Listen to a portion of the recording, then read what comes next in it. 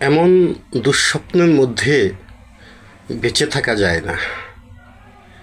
লুকিয়ে চুকিয়ে কোনো মতে বেঁচে আছি, এটাকে বেঁচে থাকা বলে না।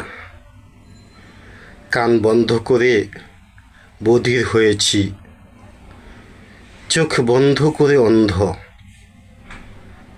বাগ বেঁধেছি আরও আগে, অনুভূতিরা সব বন্ধ। এভাবে বেঁচে থাকা যায় না, এটাকে বেঁচে থাকা বলে না। আমি বরং আত্মসমর্পণের কথা ভাবছি। আমার মতো কাপুরুষের আর বেঁচে থাকার কি দরকার? এমন অপদার্থ বেঁচে থাকা মানেই তো তোমাদের অবশিষ্ট অন্নে টান পড়া। আমার খুনটা কিভাবে হবে? কুপিয়ে না পুড়িয়ে? পানিতে ডুবিয়ে না পিটিয়ে? আমার অবশ্য 7.62 বুলেটে কৌতূহল। মাথার পেছন থেকে চালিয়ে দিলেই ব্যাস, একটা নিরাপদ মৃত্যু। আমায় অন্তত এটুকু করুণা তোমরা করিও।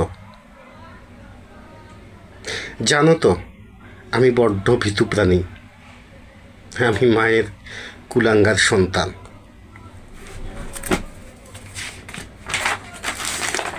হ্যাঁ, আমি ভীতু। আমি ভীতু বলেই তোমরা আজ বিজয়ী। আমি ভীতু বলেই আমার স্বদেশ আজ পোড়া মাটি।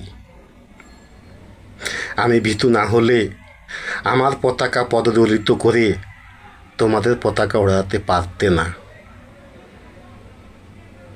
আমি ভীতু বলেই 56 বছর পর তোমরা মুক্তি সেনার গলে জুতা পরিয়ে প্রতিশোধের উৎকট উল্লাসে মেতে উঠতে পেরেছ।